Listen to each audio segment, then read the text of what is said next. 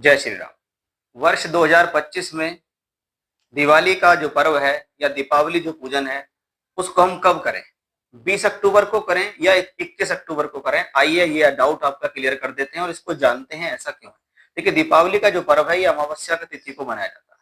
अब तिथि को भी दो प्रकार से देखा जाता है। एक, जो उदय तिथि हो रही है कि आज जिस दिन निकला उसके साथ कौन सी तिथि उदय हो गई, और एक तिथि जो कभी कभी क्या होता है कि दिन में दोपहर के 12 बजे तक चली और उसके बाद दूसरी तिथि लग गई।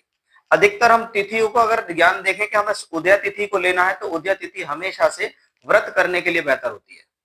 लेकिन जो तिथि बाद में जाके बदल जाए उसमें हम त्योहार कर सकते हैं। जैसे हमने चौथ का चांद देखा करवा चौथ में, तो चतुर्थी तिथि उस दौरान होनी चाहिए, चाहे सुबह निकली या नहीं निकली, इससे हमें कोई मतलब नहीं। इसी तरीके से इस बार दिवाली का भी कॉन्सेप्ट है कि भी हम अगर देखें तो अमावस्या के दिन दीपावली पूजन होता है और दीपावली पूजन में माता लक्ष्मी की पूजा होती है और माता लक्ष्मी की पूजा सदैव सूर्यास्त के बाद होती है।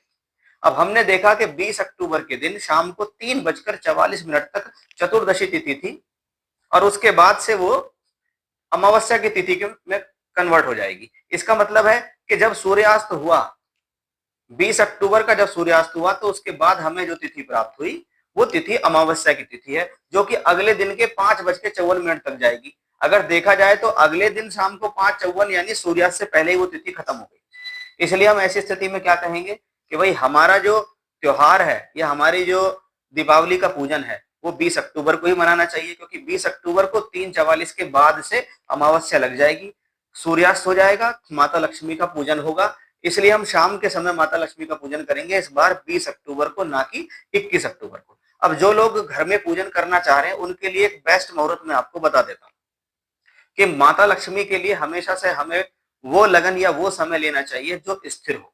हम क्या चाहते हैं कि हमारे घर में माता लक्ष्मी विराजमान रहें, हमारे घर में स्थिर रहें, हमारे घर में सुख, संपन्नता और समृद्धि बनी रहे सालों साल। इसीलिए हम माता लक्ष्मी की, स्थिर लक्ष्मी की पूजा करते हैं और स्थिर लक्ष्मी की पूजा के लिए सदैव स्थिर लग्नों को लिया जाता है। यानी आपको जो 20 अक्टूबर को अपने घर के अंदर पूजन करना है उसमें शाम को 7:06 से लेकर रात्रि 9:02 तक का जो समय है, इस समय काल के अंदर आपको अपनी पूजा प्रारंभ करनी है और समाप्त भी करनी है। यानी आप पूरा इंतजाम पूरा कर लीजिए और 7:06 से अपनी पूजा प्रारंभ कीजिए और 9:02 तक उसको कर लीजिए।